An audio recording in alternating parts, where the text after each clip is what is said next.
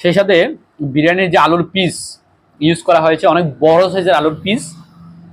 সিদ্ধটা আমরা ট্রাই করছি, একেবারে মোমের মতো গলে যাচ্ছে কিন্তু সম্পূর্ণ আলু।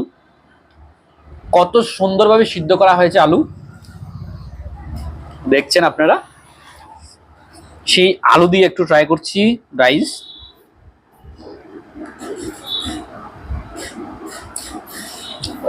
মশলা লবণ একেবারে বরাবর আলুর মধ্যে প্রবেশ করেছে। সেই সাথে আমরা দেখবো ওনাদের পনির, অনেক বড় সাইজের পনির কিন্তু ওনারা বিরিয়ানিতে প্রোভাইড করছেন। খুব সুন্দর স্পঞ্জের মতো একেবারে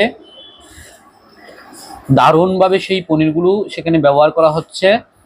শক্ত নেই, নরম নরম ভাব। সেই পনির দিয়ে একটু ট্রাই করছি।